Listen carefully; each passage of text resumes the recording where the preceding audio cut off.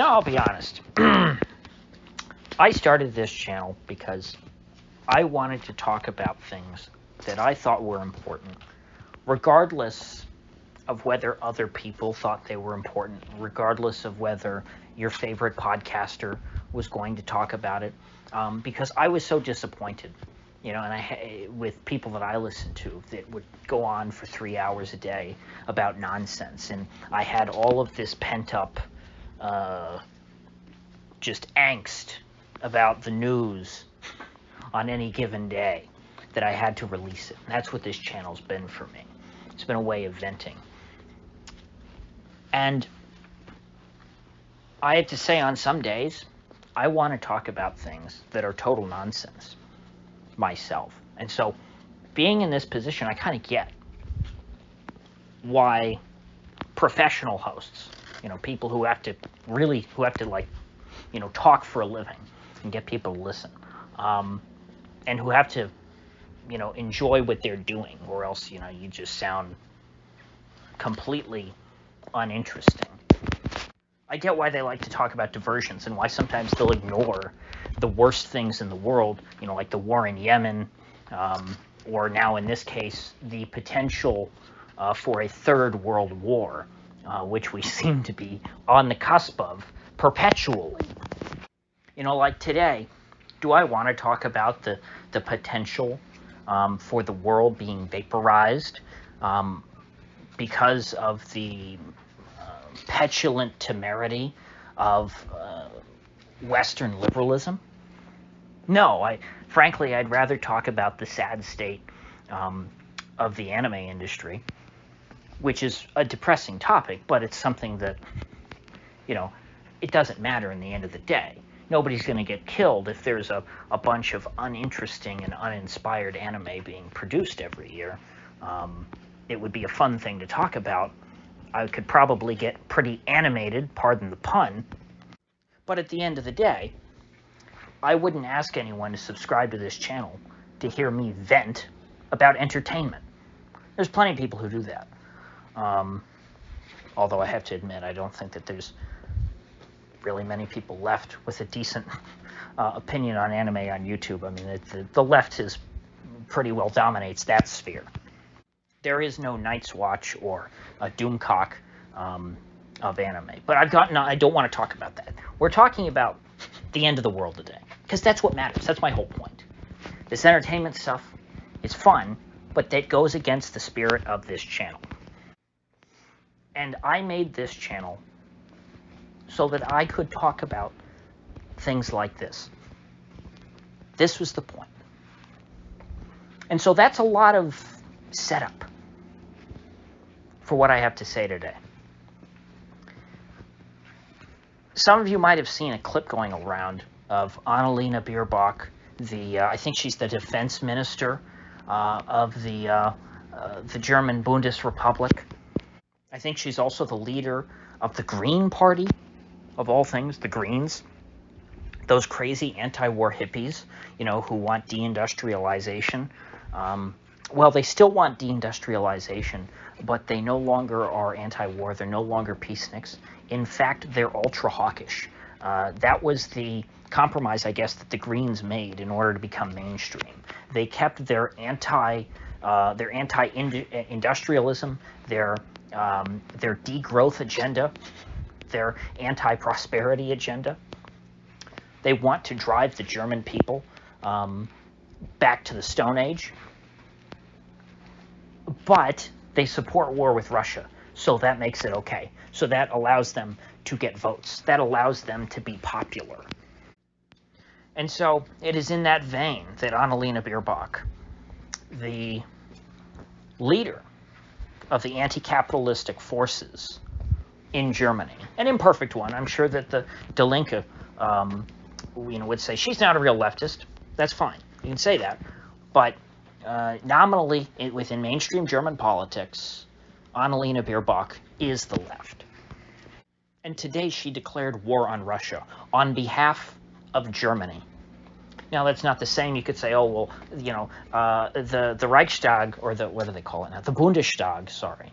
The Bundestag did not pass a declaration of war saying, oh, well, Germany's at war with Russia. Okay, that's fine. When's the last time that the U.S. declared war? You know, when's the last time that Congress declared war against a country? Oh, yeah, that's right. It was against Germany in 1942, right? Might have been 41. It might have been December 41. But that was the last time, okay? The U.S. has had a lot of wars. We've gone to war with a lot of countries. Gone to war with Iraq, gone to war with Afghanistan, gone to war with North Korea, gone to war with North Vietnam. Hell, in the Korean War, we were definitely at war with China, and wink, wink, nudge, nudge, we were at war with Stalin's Soviet Union. All technically not declared by the legislature. So, in the modern age, which began at the end of World War II, it is understood now, countries go to war without declarations. Putin has not declared war on Ukraine. You know, he has his, he still calls it the special military operation. The West loves to make fun of Putin for this. Oh, he never declared war on Ukraine. He's acting like this isn't a war. It's the exact same damn thing that they do, and it's what they're doing right now. Except Annalena, she's so boneheaded that she, in order to try and virtue signal to all these countries who have been denigrating Germany, saying Germany's not hawkish enough. Oh, Germany, they have their authoritarian bones left, and so that's why they're not tough enough on Putin. You know, it's because of the ghost of Hitler, because the Germans are just secretly still loyal to Hitler. That's why they don't want to declare war on Hitler's great enemy, Russia. Makes perfect sense. I know. So Annalena today came out and said, you know what? Not only are we going to donate, I think they said 14 Leopard 2 tanks to the Ukrainian cause, which Germany previously refused to do. They said, you know what, that's a bridge too far. We can't be supplying tanks to an army in war, because that pretty much is an act of war. We don't want to, go to war with Russia, because that would be crazy, of course, because Russia's a nuclear power. Everyone understood that, from the end of 1945, until the last couple of years. Yeah, you can't just go to war with Russia. They have nukes. That's why we had a Cold War, because we understood a hot war, like the one that NATO is currently engaged in Ukraine, a hot war would lead to a nuclear holocaust. But no, now war with Russia is cool. It's in vogue. It's all the rage.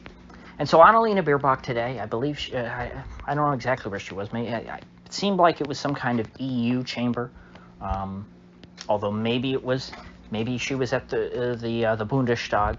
I'm not sure. But the defense minister, I believe, of Germany, if not, she's a very high-ranking. I mean, she's basically second behind Olaf Scholz. She's the leader of the second party in the coalition.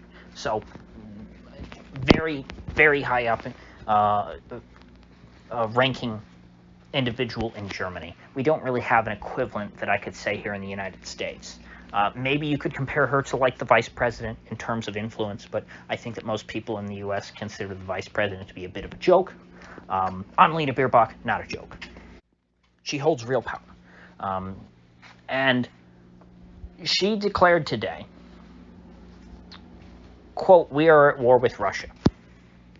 Now, there was more to that. People say, oh, you're taking it out of context. What she said was, we are at war with Russia, not each other, because she was mad that Poland and these other countries were bullying Germany for not being hawkish enough. And she was saying, oh, we're hawkish. We're definitely hawks. Not only are we going to send all those tanks that you bullied us into sending, but I'm going to say unequivocally, Germany is at war with Russia. And her point was, look, we're at war with Russia. Poland shouldn't be at war with Germany, because that's what it is. When Poland teases you and calls you a Nazi, that's an act of war. Annalena Baerbock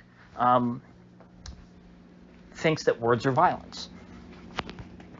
And so in order to virtue signal to the people who she feels are waging war against her, she has declared unequivocally that she, Germany, and implicitly all of NATO, because everyone else is pitching in tanks. The U.S. is giving more than twice as many tanks to Ukraine as Germany is. Poland's giving tanks. Everybody's donating tanks to the Ukrainian cause. And so, as she said, we are at war with Russia. Now that, to me, is not a sustainable situation. Do I think that Putin is going to nuke Berlin tomorrow, or Washington, or Brussels? No, I don't think it's going to happen tomorrow. But as the doomsday clock people, I think fairly pointed out, although I'm sure they have some, I'm sure they, everything, they blame Putin for everything, because, nobody has any agency but Putin, of course. There's no other world leader, there's no other person in any position of power in the entire world who affects how close we are to World War III other than Vladimir Putin. I know, that's the narrative. He's the only person who has any control. We can't control our own leaders. The Western leaders, they're just animals, they act on instinct, so it's all Putin's fault if we actually go to war, because Putin has to, just do whatever the West says, and that's that. But nonetheless, I do think it's appropriate to move the doomsday clock, however close to midnight that they've got it now, because we are closer. We are closer to World War III and a nuclear holocaust today than we were yesterday. That's unequivocally true. And I have to tell you, the Ruskies have got more bombs than any of us. I don't ever want to see that happen. I think Putin's a reasonable guy, all things considered. I could see him. I think that if we get to the stage, well, no, I shouldn't even say that. I said, well, I could see, if they really pushed him and he got to the point of using a couple, maybe he would, he wouldn't go full. But no, that's not the case. Once one person fires a nuclear bomb, the other side is going to react to that. And it's just going to be ratcheting up escalation from there on. No one's going to stop once they've started, because once they start, well, then they're going to say, well, look at how many people have died. We have to avenge them. We need revenge. And that'll keep getting worse and worse and worse until there's nothing left of the planet. To quote LBJ, these are the stakes. And he wasn't wrong. LBJ wasn't a good guy by any means, but that was a good ad. I wish that someone in modern America had the courage to run that kind of an ad today. You could run the exact same ad. You could even use LBJ's words. Hell, if I had a super PAC, that's what I'd be doing right now. And I would say, call your congressman and demand that they don't start World War III with Russia. You don't have to like Putin to not like World War III. I mean, how do people not get this? We used to understand this. People used to get that. How much closer are we going to get? Because at this point, they don't even acknowledge the risk. Or if they do acknowledge it, they say, again, it's all Putin's fault. They take zero responsibility. They claim to have no agency. And so if they haven't begun to recognize it yet, if there's no resistance, if there's no second guessing, if there's no acknowledgement of the risk, I don't think we're ever going to get to a point to where they acknowledge it. Or if they do, it would be well after the war has already started. Maybe they'll start to get a little hesitant, when we're right on the edge, when everybody's got their finger on the buttons. Maybe they'll think, maybe we've gone a little too far, but by that point it will be too late. You have to consider the consequences before these terrible events become inevitable. And so here we are, almost a year into this conflict, and I am begging my government not to put our lives and our planet at risk for the sake of a money laundering paradise. That's all they care about in Ukraine. Did they ever care about Afghanistan? No. Did they ever care about Iraq? No. Did they ever care about Vietnam? Hell no. They don't care about Ukraine. All of you fools with the Ukraine flag avatar or a Ukraine flag in your bio or in your handle on Twitter, you're being played for fools. You jackass wearing a Ukraine flag necktie to the office, you're a fool. And you Ukrainians who believe in America, you're the biggest fools of all. How'd that work out for the Kurds? How'd that work out for the South Vietnamese?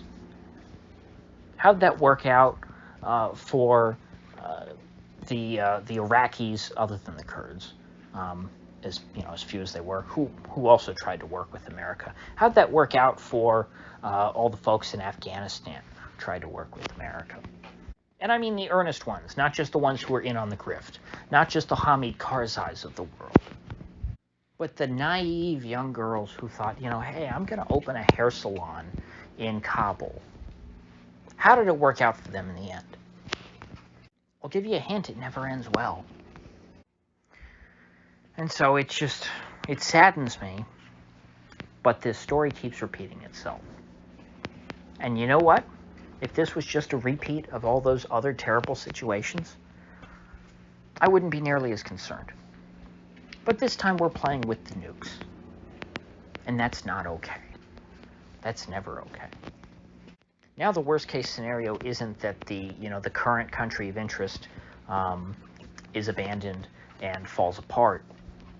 That, and the whole U.S. regime that was built falls apart. That's not the current risk now. The current risk is global annihilation. That's the worst case scenario. So I think that's all I have to say about that today. If you folks gained anything of value out of this, stick around. I'll still be here. I will still say things more loudly the less I feel like other people are talking about. If I talk about diversions, if I talk about things that don't really matter, then that means either that I feel like they're being sufficiently covered elsewhere, which is a good sign, or that I've just become completely, that I've given up all hope, essentially.